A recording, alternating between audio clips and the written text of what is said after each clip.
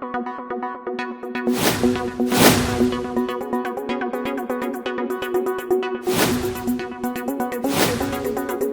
बहाली 2019-20 क्या ऑनलाइन तरीके से आगे बहाली बढ़ेगी, ये सवाल हर अभ्यर्थी के जहन में। ऐसे में आपको बता दें, आज एक ऐसा लेटर आपको दिखाएंगे जिसको देखने के बाद आप समझेंगे कि बहाली प्रक्रिया ऑनलाइन तरीके से ही आगे बढ़ेगी और ये साफ हो चला है। लेटर में बड़े उच्च अधिकारियों के नाम है, साथ में राज्यपाल तक के नाम को लिखा गया है। ये लेटर क्या है इस लेटर की हकीकत, इससे आपको रूबरू कराएंगे। लेटर में छपे अल्फाज कुछ और बयां करते हैं और अभ्यर्थियों के नारे कुछ और। आपको बता दें कि अभ्यर्थी 18 जनवरी 2021 को आंदोलन की बात करते हैं। इस बीच में इस बड़े लेटर के क्या मायने हैं और इस लेटर को अगर गौर से देखा जाए, समझा जाए तो आप समझ सकते हैं कि लेटर में दम है। इस लेटर के अनुसार बहाली प्रक्रिया ऑनलाइन तरीके से आगे बढ़े, ऑनलाइन पोर्टल के जरिए अभ्यर्थियों के सर्टिफिकेट की जाँच हो, साथ में नियुक्ति भी ऑनलाइन प्रक्रिया के द्वारा हो। राज्यपाल तक के नाम को इसमें दर्शाया गया है। क्या है लेटर की हकीकत आपके स्क्रीन पर। लेटर भी होगा, लेटर की हकीकत भी होगी, पर सबसे पहले आप अभ्यर्थी इस चैनल पर अगर नए हैं तो चैनल को सब्सक्राइब करें, वीडियो को लाइक भी करें। आप वीडियो तो देख लेते हैं, लाइक करना भूल जाते हैं। आइए आपको लेटर से रूबरू कराते हैं। लेटर प्रधान सचिव के नाम से है। बिहार शिक्षक नियोजन 2019 को बिहार पंचायत प्रारंभिक सेवा नियमावली 2020 के परिप्रेक्ष्य में ससमय एवं भ्रष्टाचार मुक्त संपन्न कराने के संबंध में ये लेटर लिखा गया है।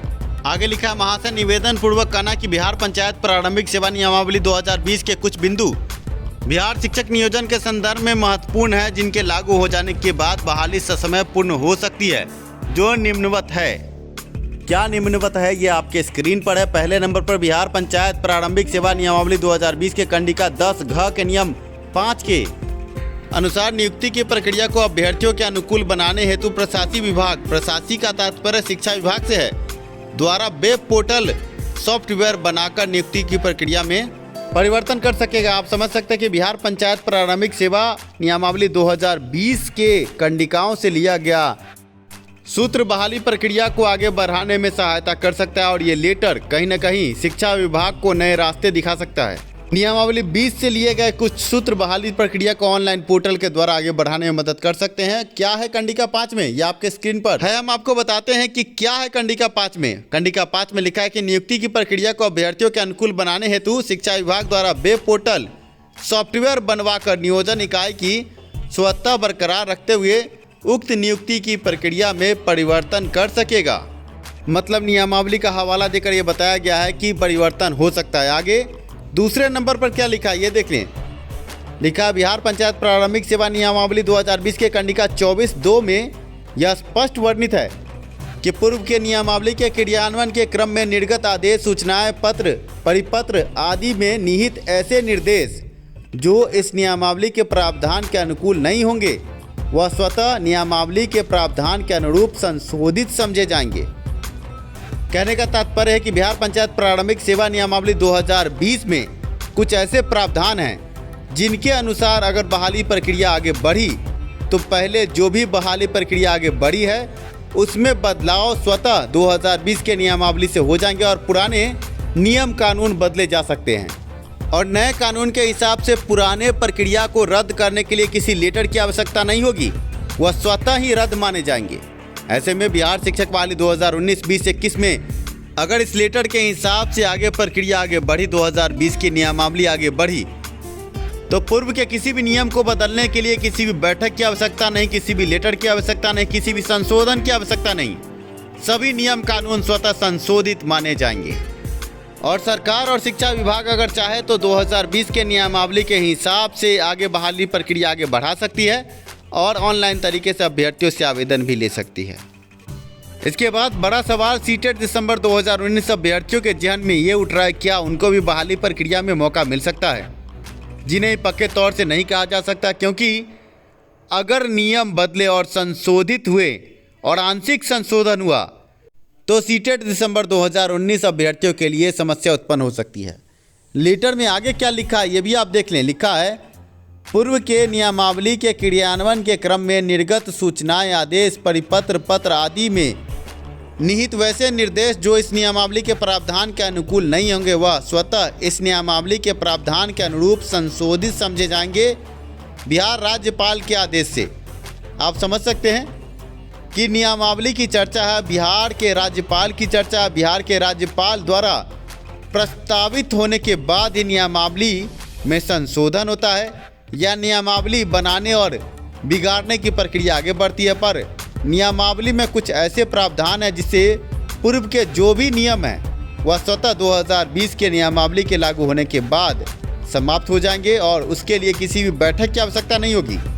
ऐसे में दिसंबर सीटेट उत्तीर्ण अभ्यर्थियों के साथ आगे क्या होगा, ये अब बिहार के शिक्षा मंत्री, बिहार के मुख्यमंत्री और बिहार का शिक्षा विभाग बेहतर बता सकता है, क्योंकि अब सब कुछ सरकार के पाले में है।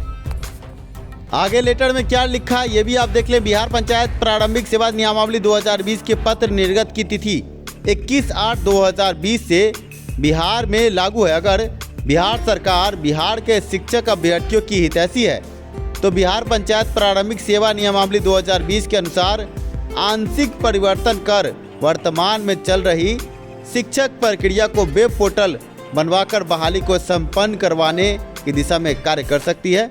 आप समझ सकते हैं, आंशिक संशोधन की बात इस लेटर में है। ये लेटर पहले से बीटेट सीटेट उत्तीर्ण अभ्यर्थियों के तरफ से आया प्रतीत होता है और इस लेटर के शब्द और वक्तव्य आंशिक संशोधन की तरफ जा रहे हैं।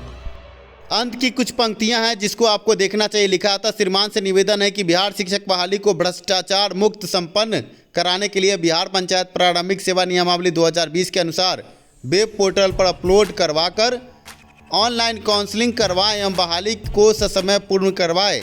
इसके लिए सभी शिक्षक अभ्यर्थी आजीवन श्रीमान का आभारी रहेंगे।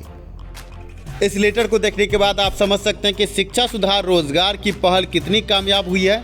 पहले से बीटेट सीटेट उत्तीर्ण अभ्यर्थी जो जुमला कहते थे बिहार शिक्षक बहाली में ऑनलाइन पोर्टल से बहाली को शिक्षा सुधार रोजगार के बड़े कदम के बाद अब उन्हीं के द्वारा ये लेटर जारी हो रहा है और ये लेटर शिक्षा विभाग को दिया गया है। ऐसे में शिक्षा सुधार रोजगार एक बार फिर से बिहार में शिक्षा में सुधार करवाने की दिशा में कामयाब हुआ है। ऑनलाइन बहाली प्रक्रिया आगे बढ़ाने की दिशा में शिक्षा सुधार रोजगार ने ही पहले आपको वाकिफ कराया था कि हर नियोजन इकाई में टॉप 5 में टॉप 10 में फर्जी अभ्यर्थी हैं और अब पहले से बीटेट सीटेट उत्तीर्ण अभ्यर्थियों की तरफ से इस तरह के लेटर। बिहार शिक्षक बहाली में नियमावली 2020 के हिसाब से बहाली बड़ी बात है। ऐसे में सीटेट दिसंबर अभ्यर्थियों के लिए ये खबर बड़ी है, क्योंकि अगर नियमावली में पूर्ण रूप से संशोधन हुआ और 2020 नियमावली के हिसाब से बहाली हुई तो डोमिसाइल के साथ फिर से आवेदन लिया जा सकता है सीटेट दिसंबर अभ्यर्थियों से।